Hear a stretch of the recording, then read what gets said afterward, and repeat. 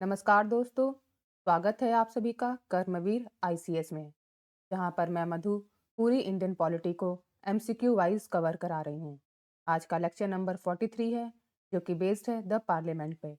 आप किसी भी गवर्नमेंट एग्जाम की तैयारी कर रहे हो, अगर इंडियन पॉलिटी आपके सिलेबस में है, तो ये पूरी की पूरी प्लेलिस्ट आप सभी के लिए काफ़ी हेल्पफुल होगा।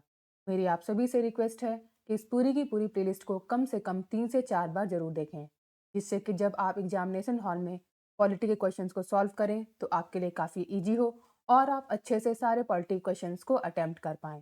पॉलिटी सब्जेक्ट काफ़ी स्कोरिंग होता है, लेकिन उसके लिए ज़रूरी है कि मल्टीपल रिविजन्स करते रहें और क्वेश्चंस को अटेम्प्ट करते रहें।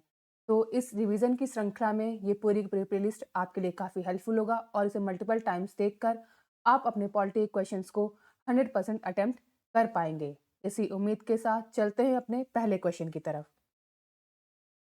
Question number 1, consider the following statement in relation to women member of 15th Lok Sabha.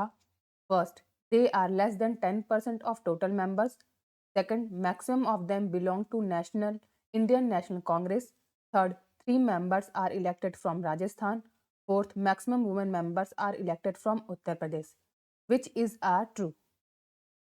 15वीं Lok Sabha की महिला सदस्यों के संबंध में निम्नलिखित कथनों पर विचार करें। पहला, वे कुल सदस्यों के 10% से कम हैं। दूसरा, उनमें से अधिकतम भारतीय राष्ट्रीय कांग्रेस के हैं।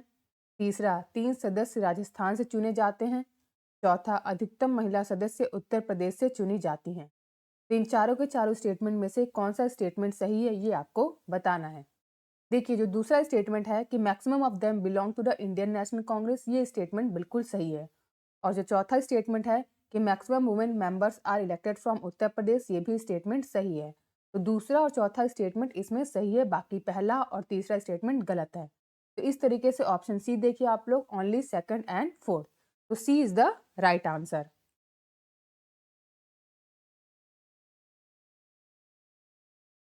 चलते हैं नेक्स्ट क्वेश्चन की तरफ। Question number 2, in which year was Rajya Sabha constituted for the first time? Rajya Sabha का गठन पहली बार किस वर्ष में किया गया था? आपके ऑप्शंस हैं ए 1950, बी 1951, सी 1952, डी 1953। दूसरे क्वेश्चन का आंसर क्या हो जाएगा? Option C 1952। चलते हैं नेक्स्ट क्वेश्चन की तरफ। Question number 3, the Rajya Sabha consist of, Rajya Sabha में शामिल हैं। आपके ऑप्शंस हैं A 280 members of which 20 members are nominated by the president of India, 280 सदस्य जिनमें से 20 सदस्य भारत के राष्ट्रपति द्वारा नामित होते हैं। B 275 member of which 18 members are nominated by the president of India, 275 सदस्य जिनमें से 18 सदस्य भारत के राष्ट्रपति द्वारा नामांकित होते हैं। C 250 members of which 12 members are nominated by the president of India, 250 सदस्य जिनमें से 12 सदस्य भारत के राष्ट्रपति द्वारा नामांकित होते हैं। D 252 members of which 12 members are nominated by the president of India, 252 सदस्य जिनमें से 12 सदस्य भारत के राष्ट्रपति द्वारा नामित होते हैं। तो बताइए तीसरे का आंसर क्या हो जाएगा? देखिए, तीसरे का आंसर क्या हो जाएगा? Option C 250 members of which 12 members are nominated by the president of India. Rajya Sabha में टोटल 250 मेंबर्स होते हैं और उनमें से 12 मेंबर्स जो होते हैं वो राष्ट्रपति के द्वारा नामित किए जाते हैं। सी इज द राइट आंसर। चलते हैं नेक्स्ट क्वेश्चन की तरफ। Question number 4, the representation of state in council of state is based on, राज्यों की परिषद में राज्यों का प्रतिनिधित्व किस पर आधारित है? आपके ऑप्शंस हैं A equal for all state, B ratio of their population, C ratio of their area, D ratio of their revenue. तो चौथे क्वेश्चन का आंसर क्या हो जाएगा? Option B ratio of their population. ठीक है, जो रिप्रेजेंटेशन ऑफ स्टेट होता है वो किस पे बेस्ड होता है? रेशियो ऑफ देयर पॉपुलेशन पे। B is the right answer. चलते हैं नेक्स्ट क्वेश्चन की तरफ। Question number 5, consider the following statement First, union territories are not represented in the Rajya Sabha. Second, it is within the purview of the Chief Election Commissioner to adjudicate the election dispute. Third, according to the Constitution of India, the Parliament consists of the Lok Sabha and the Rajya Sabha only. Which of the statement given above is are correct? निम्नलिखित कथनों पर विचार करें। पहला, राज्यसभा में केंद्र शासित प्रदेशों का प्रतिनिधित्व नहीं है। दूसरा, चुनावी विवादों का निपटारा करना मुख्य चुनाव आयुक्त के अधिकार क्षेत्र में है। तीसरा, भारत के संविधान के अनुसार संसद में केवल लोकसभा और राज्यसभा शामिल है। ऊपर दिए गए कथनों में से कौन सा सही है? आपके ऑप्शन हैं A only 1, B 2 and 3, C 1 and 3, D none of this. तो आपको बताना है कि इसमें से कौन सा स्टेटमेंट सही है। तो पांचवें क्वेश्चन का आंसर क्या हो जाएगा? बताइए, पांचवें क्वेश्चन का आंसर क्या हो जाएगा? इसमें होगा नन ऑफ दीज, कोई भी स्टेटमेंट इसमें सही नहीं है। ठीक है, ठीक है। पहला स्टेटमेंट क्यों गलत होगा? इसमें कह रहा है कि union territories are not represented in the Rajya Sabha. ये गलत है क्योंकि 3 स्टेट आती हैं, दिल्ली, पौंडुचेरी और जम्मू एंड कश्मीर जो हैं, इनका रिप्रेजेंटेशन होता है। ठीक है, तो पहला स्टेटमेंट इस तरीके से गलत हो जा रहा है।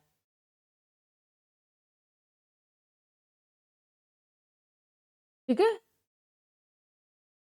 और जो कह रहा है कि दूसरा स्टेटमेंट क्या कह रहा है कि it is within the purview of the chief election commissioner to adjudicate the election dispute. ये भी गलत है क्योंकि जुडिशरी इसका डिस्प्यूट को सॉल्व करती है। ठीक है, जुडिशरी भी इसके बीच में आती है, तो दूसरा स्टेटमेंट गलत हो जाएगा। तीसरा स्टेटमेंट क्या करेगा? According to the constitution of India the parliament consist of Lok Sabha and Rajya Sabha only. तो ये स्टेटमेंट भी गलत हो जा रहा है क्योंकि इसमें कौन कौन आता है? पार्लियामेंट किस किस से बनता है? प्रेसिडेंट से बनता है, लोकसभा से और राज्यसभा से। तो इसलिए तीनों के तीनों ही स्टेटमेंट गलत हो जाएंगे। तो D is the right answer. चलते हैं नेक्स्ट क्वेश्चन की तरफ। Question number 6, the member of council of state are elected by. राज्यों की परिषद के सदस्यों का चुनाव किसके द्वारा किया जाता है?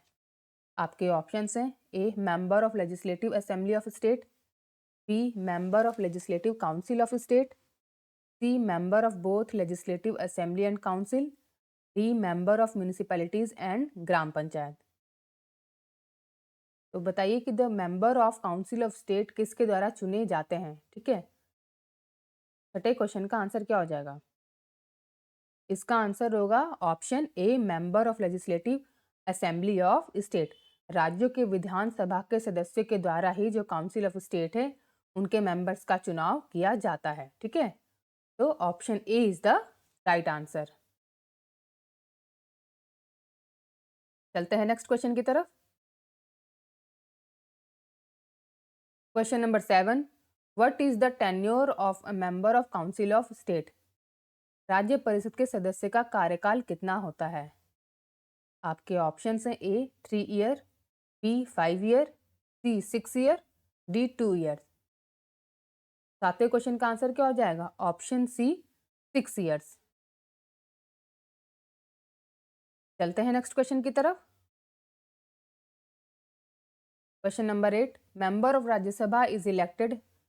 राज्यसभा का सदस्य चुना जाता है, कब तक के लिए चुना जाता है कोई सदस्य? आपके ऑप्शन हैं A 4 years, B 5 years, C 6 year, D life long. आठवें क्वेश्चन का आंसर क्या हो जाएगा? Option C 6 year. जो भी मेंबर्स होते हैं वो 6 साल के लिए चुने जाते हैं। चलते हैं नेक्स्ट क्वेश्चन की तरफ। Question number 9, Rajya Sabha is called permanent house because. Rajya Sabha को स्थायी सदन कहा जाता है क्योंकि आपके ऑप्शन हैं A all members are life long, B it can not be dissolve, C some members retire after every 2 years, D both B and C are true. तो 9वें क्वेश्चन का आंसर क्या हो जाएगा? Option B it can not be dissolve. इसको कभी भंग नहीं किया जा सकता, इसीलिए राज्यसभा को स्थायी सदन कहा जाता है। चलते हैं नेक्स्ट क्वेश्चन की तरफ। Question number 10, according to our constitution the Rajya Sabha हमारे संविधान के अनुसार राज्यसभा है, आपके ऑप्शन हैं A it dissolve once in 2 year, B it dissolve every 5 year, C it dissolve every 6 year, D it not subject to dissolution. बताइए राज्यसभा कैसा है हमारे संविधान के अनुसार। क्वेश्चन नंबर 10 का आंसर क्या हो जाएगा? Option D it not subject to dissolve. इसको भंग नहीं किया जाता या इसका विघटन नहीं किया जा सकता, तो D is the right answer. चलते हैं नेक्स्ट क्वेश्चन की तरफ। Question number 11, right to dissolve the Rajya Sabha is vested in. Rajya Sabha को भंग करने का अधिकार किसमें निहित है? आपके ऑप्शन से A president, B vice president, C supreme court, D none of the above. 11वें क्वेश्चन का आंसर क्या हो जाएगा? Option D none of the above. ठीक है, ठीक है, राज्यसभा को डिसॉल्व नहीं किया जा सकता, और अगर इन केस कभी इसको डिसॉल्व करना भी पड़ा तो किसके थ्रू होगा? प्रेसिडेंट का, वो भी किसके द्वारा? जब consultation with election commission of India. ठीक है, वैसे तो इसको डिसॉल्व ही नहीं किया जा सकता। इसका आंसर क्या हो जाएगा? Option D none of the above. चलते हैं नेक्स्ट क्वेश्चन की तरफ। Question number 12, which one of the following statement about Rajya Sabha is correct. Rajya Sabha के बारे में निम्नलिखित में से कौन सा कथन सही है? आपके ऑप्शन से A it is not subject to dissolution, यह विघटन के अधीन नहीं है, B its member are chosen by direct election from territorial constituency in the state, इसके सदस्यों को राज्यों में क्षेत्रीय निर्वाचन क्षेत्रों से सीधे चुनाव द्वारा चुना जाता है, C it is required to choose as soon as may be a member of the Rajya Sabha to be the chairman thereof, जितनी जल्दी हो सके राज्यसभा के किसी सदस्य को उसके सभापति चुनना आवश्यक है, D the attorney general of India does not have the right to speak in Rajya Sabha, Bharat के अटॉर्नी जनरल को राज्यसभा में बोलने का अधिकार नहीं है। तो आपसे पूछ रहा है कि इसमें राज्यसभा के बारे में कौन सा कथन सही है, ये आपको बताना है। तो 12वें क्वेश्चन का आंसर क्या हो जाएगा? Option A it is not subject to dissolution, Rajya Sabha को भंग नहीं किया जाता या इसका विघटन संभव नहीं है। A is the right answer. चलते हैं नेक्स्ट क्वेश्चन की तरफ। Question number 13, how is Rajya Sabha dissolved. Rajya Sabha कैसे भंग होती है? आपके ऑप्शन हैं A at the end of chairman's tenure, B president dissolve after every 5 year, C dissolve with Lok Sabha automatically, D none of the above. 13वें क्वेश्चन का आंसर क्या हो जाएगा? Option D none of the above, Rajya Sabha को dissolve नहीं किया जा सकता। चलते हैं नेक्स्ट क्वेश्चन की तरफ। Question number 14, the Rajya Sabha can be dissolved by, Rajya Sabha को किसके द्वारा भंग किया जा सकता है? आपके ऑप्शन हैं A the president, B the prime minister, C the council of minister, D none of above. 14th question का आंसर क्या हो जाएगा? Option D none of above. चलते हैं नेक्स्ट क्वेश्चन की तरफ। Question number 15, the number of members nominated by the president in Rajya Sabha is, Rajya Sabha में राष्ट्रपति द्वारा मनोनीत सदस्यों की संख्या है। आपके ऑप्शन हैं ए 10, बी 15, सी 12, डी 20। 15वें क्वेश्चन का आंसर क्या हो जाएगा? Option C 12। चलते हैं नेक्स्ट क्वेश्चन की तरफ। क्वेश्चन नंबर 16, प्रेसिडेंट में nominate in council of state total, राष्ट्रपति कुल मिलाकर राज्यों के परिषद में नामांकन कर सकता है।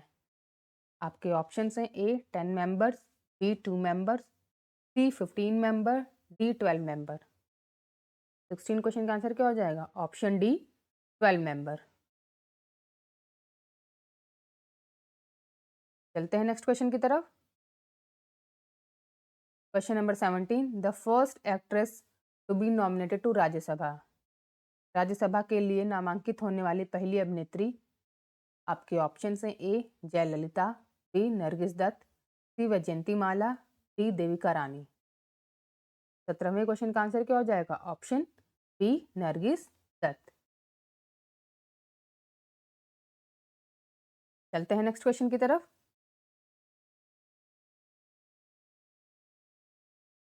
Question number 18, which of the following statement is correct regarding the Rajya Sabha? Rajya Sabha के संबंध में निम्नलिखित में से कौन सा कथन सही है? आपके ऑप्शन है ए, 1/3 of its member retire every 2 years, B, 1/2 of its member retire every 2 years, C, 1/2 of its member retire every 3 years, D, 1/3 of its member retire every 3 year। तो 18वें क्वेश्चन का आंसर क्या हो जाएगा? Option A, 1/3 of its member retire every 2 year। इसके 1/3 सदस्य हर 2 साल में सेवानिवृत्त हो जाते हैं। ए इज द राइट आंसर। चलते हैं नेक्स्ट क्वेश्चन की तरफ। Question number 19, which one of the following comes under the exclusive power of the council of state? निम्नलिखित में से कौन सा राज्य परिषद की विशेष शक्ति के अंतर्गत आता है? आपके ऑप्शन हैं A, creation of all new India services, नई अखिल भारतीय सेवाओं का निर्माण, B, election of vice president of India during casual vacancy, आकस्मिक रिक्ति के दौरान भारत के उपराष्ट्रपति का चुनाव, C, abolition of legislative council of any state, किसी भी राज्य की विधान परिषद को समाप्त करना, D, removal of its chairman, इसके अध्यक्ष को हटाना। तो कौन से इसकी विशेष शक्ति के अंतर्गत आता है ये आपको बताना है। तो 19वें का आंसर क्या हो जाएगा? Option A, creation of all new all India services. ये सिर्फ और सिर्फ राज्यसभा की विशेष शक्ति है। A is the right answer. चलते हैं नेक्स्ट क्वेश्चन की तरफ। Question number 20, which one of the following statement is not correct regarding the power of the parliament to legislate on a matter in the state list? राज्य सूची के किसी मामले पर कानून बनाने की संसद की शक्ति के संबंध में निम्नलिखित में से कौन सा कथन सही नहीं है? आपके ऑप्शन हैं A, the Rajya Sabha has to declare that it would be necessary in the national interest. Rajya Sabha को यह घोषणा करनी होगी कि यह राष्ट्रीय हित में आवश्यक होगा। B, a resolution has to be passed by Rajya Sabha by not less than 2/3 of the members present and voting. एक प्रस्ताव को राज्यसभा द्वारा उपस्थित और मतदान करने वाले कम से कम 2/3 सदस्यों द्वारा पारित किया जाना चाहिए। C, the legislation could be for the whole or any part of the country. कानून पूरे देश या उसके किसी हिस्से के लिए हो सकता है। D, only the Rajya Sabha can make laws with respect to a matter in the state list in the national interest. केवल राज्यसभा ही राष्ट्रीय हित में राज्य सूची के किसी मामले के संबंध में कानून बना सकती है। तो आपसे क्वेश्चन क्या पूछ रहा है कि इसमें से कौन सा कथन सही है कि किस मामले में कानून बना सकती है? ठीक है, आपको बताना है इसका आंसर। 20वें का आंसर क्या हो जाएगा? इसका आंसर होगा option D, only the Rajya Sabha can make law with respect to a matter in the state list in the national interest. ठीक है, केवल राज्यसभा ही राष्ट्रीय हित में राज्य सूची के किसी मामले के संबंध में कानून बना सकती है। D is the right answer. चलते हैं नेक्स्ट क्वेश्चन की तरफ। Question number 21, which article of the Indian constitution empower the parliament to legislate on a subject of state list? भारतीय संविधान का कौन सा अनुच्छेद संसद को राज्य सूची के किसी विषय पर कानून बनाने का अधिकार देता है? आपके ऑप्शन हैं ए, आर्टिकल 115, बी, आर्टिकल 117, सी, आर्टिकल 240, डी, आर्टिकल 249। तो 21st का क्वेश्चन का आंसर क्या हो जाएगा? Option D, article 249। चलते हैं नेक्स्ट क्वेश्चन की तरफ। Question number 22, the parliament of India acquires the power to legislate on any item in the state list in the national interest if a resolution to that effect is passed by the। Bharat की संसद राष्ट्रीय हित में राज्य सूची में किसी भी वस्तु पर कानून बनाने की शक्ति प्राप्त कर लेती है यदि उस आशय का प्रस्ताव किसके द्वारा पारित किया जाता है। आपके ऑप्शंस हैं A, Lok Sabha by a simple majority of its total membership, Lok Sabha अपनी कुल सदस्यता के साधारण बहुमत से। B Lok Sabha by a majority of not less than 2/3 of its total membership. Lok Sabha अपनी कुल सदस्यता के कम से कम 2/3 बहुमत से। C Rajya Sabha by a simple majority of its total membership. Rajya Sabha अपनी कुल सदस्यता के साधारण बहुमत से। D Rajya Sabha by a majority of not less than 2/3 of its members present and voting. Rajya Sabha अपने उपस्थित और मतदान करने वाले सदस्यों के कम से कम 2/3 बहुमत से। तो 22वें क्वेश्चन का आंसर क्या हो जाएगा? Option D Rajya Sabha by a majority of not less than 2/3 of its member present and voting. Rajya Sabha अपने उपस्थित और मतदान करने वाले सदस्यों के कम से कम 2/3 बहुमत जब उसे प्राप्त हो जाती है तो राज्य सूची में किसी भी वस्तु पर कानून बनाने की शक्ति प्राप्त कर लेती है। D is the right answer. चलते हैं नेक्स्ट क्वेश्चन की तरफ। Question number 23। Consider the following statement. First, the Rajya Sabha has no power either to reject or to amend a money bill. B, the Rajya Sabha cannot vote on the demand for grant. C, the Rajya Sabha cannot discuss the annual financial statement. Which of the statement given above is are correct? निम्नलिखित कथनों पर विचार करें। पहला, राज्यसभा के पास धन विधेयक को अस्वीकार करने या संशोधित करने की कोई शक्ति नहीं है। दूसरा, राज्यसभा अनुदान मांगों पर मतदान नहीं कर सकती। तीसरा, राज्यसभा वार्षिक वित्तीय विवरण पर चर्चा नहीं कर सकती। ऊपर दिए गए कथनों में से कौन सा सही है, ये आपको बताना है कि कौन सा स्टेटमेंट सही है। तो 23 का आंसर क्या हो जाएगा?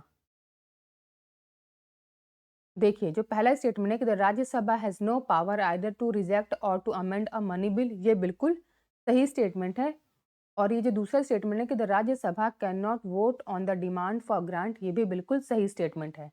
तो पहला और दूसरा स्टेटमेंट सही है, लेकिन तीसरा स्टेटमेंट जो है वो गलत है कि the Rajya Sabha can not discuss the annual financial statement.